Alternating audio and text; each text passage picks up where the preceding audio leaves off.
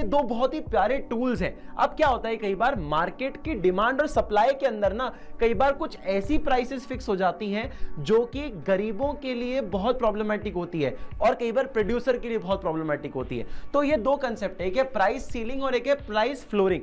अब बताओ floor price और ये प्राइस सीलिंग का अंतर क्या है, ध्यान से देखना। मैक्सिमम प्राइस सीलिंग भी कहा जाता है और सपोर्ट प्राइस भी कहा जाता है। इक्विलिब्रियम प्राइस से लोअर सेट करते हैं इसको, क्यों? अब होता क्या है, कई बार आपकी डिमांड और सप्लाई की वजह से जो इक्विलिब्रियम आया है वो कई बार इतना आ जाता है जिस वजह से गरीब आदमी तो खरीद ही नहीं पाता। मतलब मान लो ये प्राइस 100 रुपए है 1 किलो चावल की, 1 किलो राइस। बेटा 100 रुपए डिमांड और सप्लाई के हिसाब से आपका 100 रुपए इक्विलिब्रियम आया है, तो 100 रुपए के चावल तो घर कैसे चलाएगा आदमी? रहना खाना पीना, बच्चों की पढ़ाई वढ़ाई, कितनी सारी चीजें होंगी, तो आदमी भूखा मर जाएगा।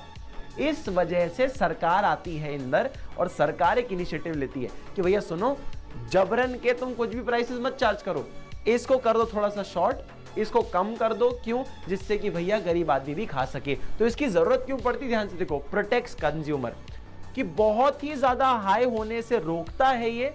जब कमी होती है ना सामान की तो चीजें महंगी पड़ जाती हैं। ऐसे टाइम पर प्राइस सीलिंग काम आता है कि भैया कोई भी चीज महंगी होगी लेकिन स्टिल नेसेसिटी, जो जीवन जीने के लिए जो नेसेसरी चीजें हैं, सामान है, वो आपको कमी प्राइस पे मिले।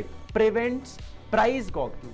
इमरजेंसी में क्या होता है, जैसे मान लो कोई नेचुरल डिजास्टर हो गया, अर्थक्वेक आ गया, फ्लड आ गई, ऐसे टाइम पे क्या नेसेसरी जो आइटम्स होते हैं ये बहुत महंगे हो जाते हैं। पानी की बोतल भी बहुत महंगी हो जाती है जब अर्थक्वेक वगैरह हो जाता है। तो ऐसे टाइम पे ये प्राइस सीलिंग जैसे कंसेप्ट जो होते हैं ना, ये आपको हेल्प करते हैं कि एसेंशियल कमोडिटी आपको एक्सेसिबल हो।